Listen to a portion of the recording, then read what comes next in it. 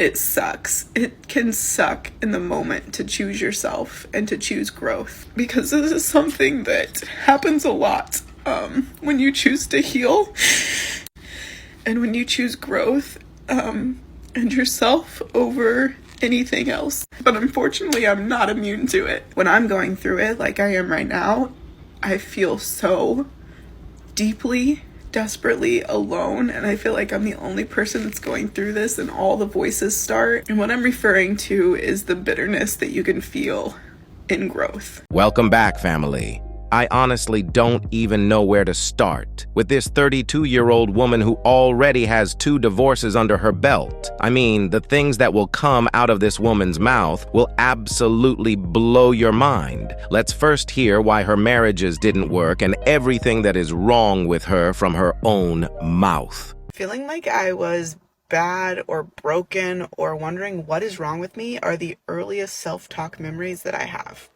And it's only in the last couple of years that I've realized that that may not be normal. I have vivid memories of writing in my journal everything that was wrong with me. My childhood was full of trauma, drama, abuse, just general terribleness, combined with the fact that now I know that I had ADHD, and I didn't find that out until I was 30. So I spent years masking and trying to show up to hide all the shame, blame, and guilt that I felt. I would just work harder in front of people and then just tear myself down harder when people weren't looking. And I thought I was like holding all the pieces together until my life imploded, and I was handed my second set of divorce papers when I had a very small child. So now I'm a single toddler mom with 2 divorces under her belt, left here thinking like, what do I do now? Because everything that I had tried, all the coping mechanisms, trying to find the right one, going to therapy, being a yoga teacher, doing Reiki, like none of that stuff kept the train from running into the wall. Until I found the emotion code, and that was the missing link that put everything together for me. The way to work with energy and unlock trauma in the body. Because I didn't realize that trying to run from my emotional baggage wasn't going to work, and that even though I tried to ignore it, it was still going to sabotage me, and boy did it ever. But I thought that I had dealt with all my stuff or knew about all my stuff, and I didn't, because the body remembers so much more than we remember. So using the emotion code allowed me to identify the parts of me and the trauma that was still locked inside my body that was causing me to self-sabotage and have all these yucky feelings and behaviors. And now by working on it and releasing it, I'm finally able to step into that life that I really want and feel safe in my body and feel secure in my life without just waiting for the other shoe to drop or feeling like I'm just a terrible human being. This woman is lying about her past trauma to get sympathy like most of them do. She didn't have any significant childhood trauma in her life, and I will prove it to you in this next clip. Pay attention to how she is going to describe her upbringing. Tell me your life story in 1 sentence. Go. No one was more surprised than I when the good girl raised at the height of purity culture ends up being a twice divorced single mom by age 32. Yes, she is your typical rebellious girl that comes from a good family. What she calls trauma is actually the family rules to follow. The only reason she is painting herself as the victim is to convince other women to follow her because she wants to be a life coach. This sounds like you, I'd love to help. I'm an emotion code practitioner, and I help women release trauma from their bodies. All starts with a free consult call that you can schedule at the link in my bio. I mean, how can you be a life coach when you are struggling to get out of bed by yourself? I am pretty sure that her laziness is one of the main reasons both her marriages didn't work out. Now, before the sweet tears, we will watch one more clip that will demonstrate to you how she will try to justify her jealousy and past mistakes during her marriage, instead of taking full responsibility of her actions by using her newly discovered book, The Emotion Code. I apologize in advance for all the nonsense that will come out of this woman's mouth, but it is important for you to listen to it, because that is the type of you are going to hear when you agreed to go with your woman to therapy. I mean, the knowledge is good, but the way these women twist this knowledge to fit their narrative is amazing. Let's watch. I just left Mass with my ex-husband and my baby, and I feel super triggered. My name's Jessie. I'm a divorced single mom and emotion code practitioner. Spent the last 18 months healing my emotional trauma. Still have moments like this. Typically, I like to come on here very polished with something really thought-provoking and educational to tell you, but today, I'm just going to keep it real. As I was driving to Target, I was just thinking, like, what am I going to do with these thoughts and feelings? Because I know that the yucky stuff has been activated in seeing my ex today. So I had two choices. I could either sit in those feelings of inadequacy and grief and loss and low self-worth, or I could remind myself that I am human, I'm going to have emotions, and I can acknowledge those emotions and pass them through my body. And for the ones that I'm just not sure of, like, what is this feeling? It's a yucky feeling, but I just don't know what it is. So I can use the emotion code to help me figure out, like, what is this feeling I'm feeling? So let's do that right now. So I'm going to use muscle testing to ask my body, what is this yucky feeling that's sitting inside my heart right now? Is it in column A? No. Is it B? Yes. Is it even? No. Is it an odd row? Yes. Is it B1? No.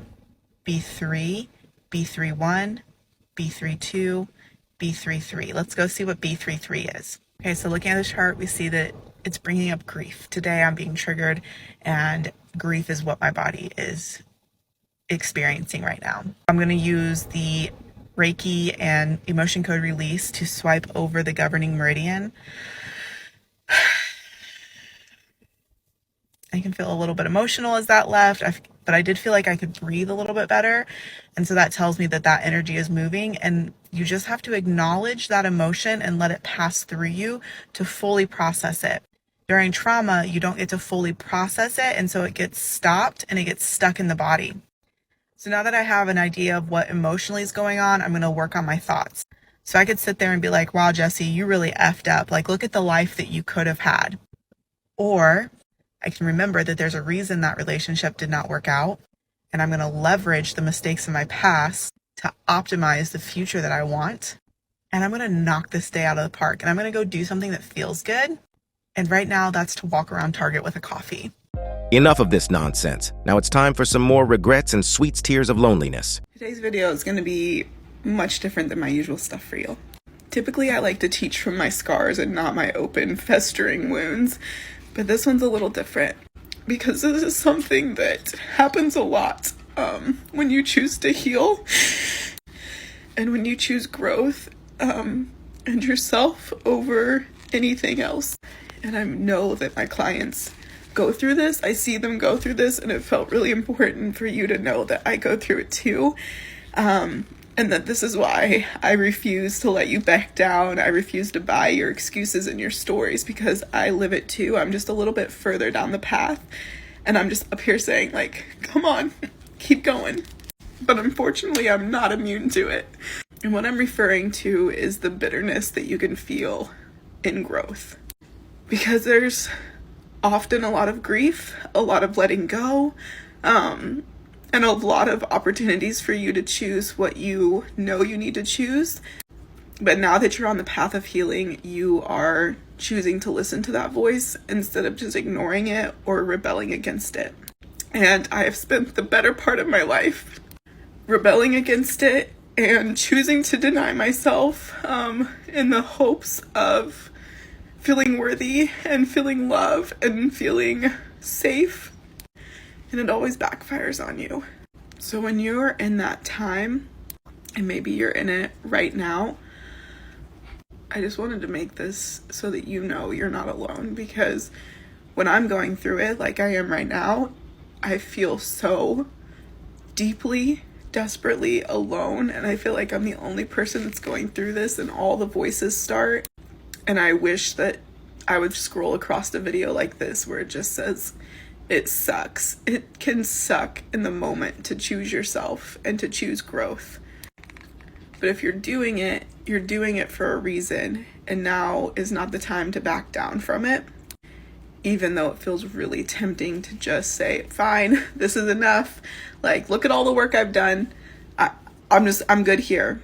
Because that's really what I want to do in this moment, is I just want to say, nope, enough is enough. Like, we're good here. Like, look at all that I've done. This should be enough. But deep down, you and I both know that it's not. So if you're in a place of feeling bitter or angry or frustrated that you have to do so much work to heal and to grow, and it just feels like you keep getting knocked down, no matter how much you try, it just keeps getting harder and you're just sick of it, I'm not going to tell you to be strong. I'm not going to tell you that there's an amazing, transformed, amazing version of you on the other side of this. Because honestly, I don't want to hear that right now, so you probably don't either. So just for today, all I'm going to say is, I see you. Most women don't really believe that they were at fault at any point in their lives. They always believe that they are the victim. That is why they always go full circle to crying in their emotions, thinking that they are making any progress. The first step of growth is to recognize your mistakes and flaws and start working on them with absolutely no excuses. I definitely don't see this attitude in most women. So fellas, stay far away from the perpetual victim woman because she will suck all the positive energy you have in you. And above all, don't forget to keep your head up, focus on your goals, and everything else will follow. I love you and I appreciate you for all your support. Please feel free to like, subscribe, comment, and share to help push this content to more men in need. I'm out. Peace.